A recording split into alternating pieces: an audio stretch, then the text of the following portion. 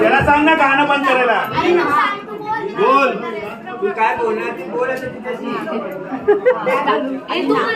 Mic घे ना तू बोल ना.